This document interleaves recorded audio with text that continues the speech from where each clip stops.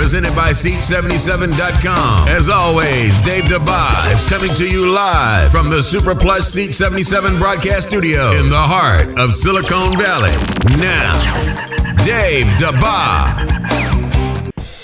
North America, thanks for tuning in to the Dave Dabbah Big Show. And now for a quick rundown of the world of sports. Coming up on today's Dave Dabbah Big Show, I've got coverage of, holy cow, the Cubbies have won the World Series. Josh Huff of the Eagles puffs his way right out of the National Football League. And I'll tell you why the Cowboys, that's right, the Dallas Cowboys, don't deserve to be ranked number 2 in this week's National Football League Power Rankings. Plus, the Golden State Warriors are going to be hosting the Oklahoma City Thunder tonight. Can't wait for that.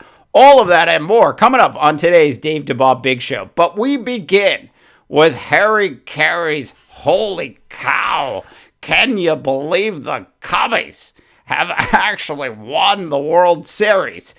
Truly amazing. After 108 years, that's right, 108 years, the Chicago Cubs have finally won a World Series. A fantastic, classic Major League Baseball Game 7 last night in Cleveland. Absolutely great game. It had everything that you look for from a Game 7. Even the winning pitcher, who gave up a 2-run home run blast, which tied the game, even the winning pitcher gave up a 2-run home run and still won the game.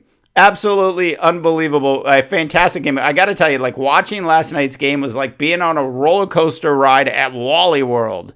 Just amazing, fantastic job by the Cubs. Congrats to the Indians for playing well. By the way, they kept panning over to LeBron James. I always thought LeBron James was really a Yankee fan. I mean, why is he always wearing those Yankee hats? LeBron? Anyways, congrats to the Cubs and all of their fans across North America. But just think about it for a second. Why are there so many Cubs fans in America? And you got to go back to the 80s and 90s when cable expansion really took off. And that's when the Cubs actually were able to get fans all across the country because of the superstation WGN. We had two choices between TBS and WGN. And so you were either a Cubs fan or you were a Braves fan. And most of America embraced the Cubbies. Congrats to the Cubs on their first World Series championship in 108 years. And now, North America, it's time to get down and dirty for some hard-hitting, concussion-causing coverage of the National Football League. The sport that Dave is so passionate about that he hasn't missed a single play of a Minnesota Viking game for the past 16 years. Presented by Seat77.com. And now, back to the Dave Dabbah Big Show. All right, super excited to talk about the National Football League. We begin with the worst person in the world of sports. It goes to Josh Huff, the now former Philadelphia Eagles wide receiver, who did the dumbest thing he could do. He got into his car with a handgun that, of course, he didn't have a permit for. He had a little weed. And then he got pulled over by the cops and was arrested for a DUI. Unbelievable story. Look, Josh Huff, 13 receptions in the National Football League so far this season. There was no reason for the Philadelphia Eagles to keep Josh Huff on the roster after that move. Josh Huff, sir, that is the dumbest move of the day. You are the worst person in the world of sports today. Congratulations on losing your job in the National Football League. Look, jobs in the National Football League are so unbelievably hard to come by, and you go ahead and you puff it away overnight. unbelievable. Absolutely unbelievable. All right, moving on to the National Football League power rankings. And I thought we would start with the bottom of the list. The bottom of the list, of course. I mean, who else would be there other than the Cleveland Browns, followed by the San Francisco 49ers, who deserve to be there. And then Gus Bradley, for some reason, still has a job in Jacksonville. Will somebody please tell me why Gus Bradley is still the head coach of that National Football League excuse of a team called the Jacksonville Jaguars? I do not understand. And by the way, these power rankings that we're going through are produced by the folks over at ESPN. That's right, the mothership. Did anybody at the mothership actually watch Monday night's football game as the Chicago Bears destroyed my Minnesota Vikings, and they have them ranked as the fourth worst team in the National Football League right now? Did you not see the defense? The defense that suddenly got healthy overnight. They had 4 more players back on defense that they didn't have the week before. And Jay Cutler was back giving motivational speeches to the Chicago Bears. And you have them ranked at 29. Does anybody at ESPN actually watch any of the games they broadcast? It's unbelievable.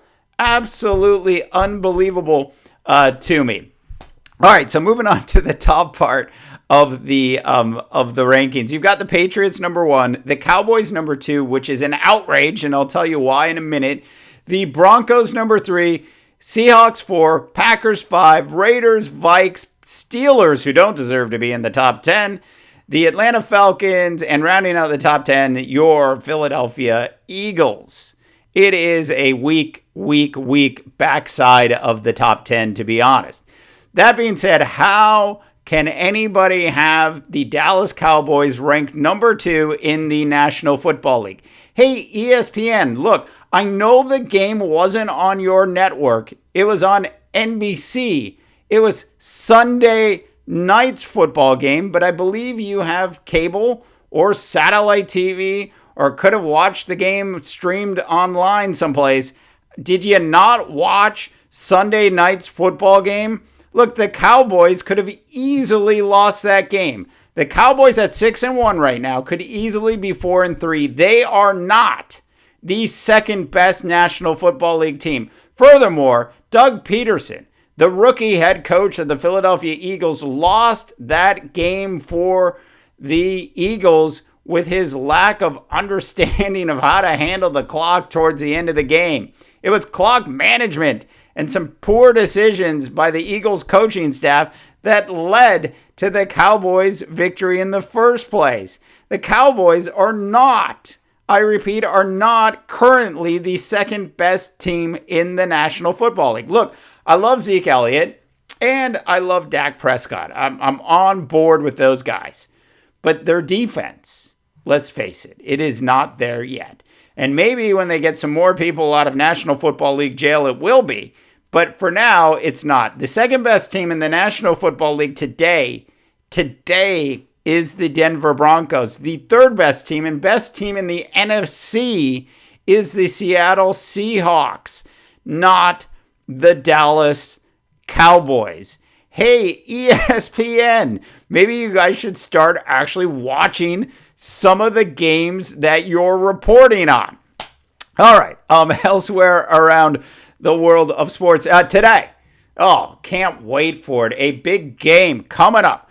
Oklahoma City Thunder are going into Oakland, and they're going to go up against the Warriors tonight. And it's Durant versus Westbrook, and we all can't wait to see this one. We just can't wait. I hope Westbrook takes it to Durant. I really, really do. I want to see OKC beat the Warriors tonight. This whole idea of Kevin Durant going to the Warriors just is ridiculous. It should have never happened. Kevin Durant, you should have stayed in Oklahoma. You had built something there. You were literally a couple minutes away from making the NBA Finals again, and you walked away from what you had built. It's like It's like if you're building a mansion, right? And you're out there building a mansion and you're almost done with the mansion and you're close to being done with it. All you need to do is finish up the little house outside of the house, the pool room house, the Cato Kalin pool room house. All you had to do was finish that house up, and then you'd be an NBA champion. It would have been so much sweeter, KD, if you had won an NBA championship in Oklahoma, as opposed to jumping ship at this stage of your career. I want to see Westbrook take down the Warriors tonight in Oakland. All right, North America, thanks so much for all of your support. The Dave Dabbah Big Show is available on Facebook, Twitter, the SoundCloud, Spreaker, of course, our big iTunes channel is blowing up, and we are now on iHeartRadio as well. For the Dave Dabbah Big Show, I am Dave Dabbah, reminding you that not everyone can be a champion, Ron Rivera, but everyone can act like one can. And good luck, North America.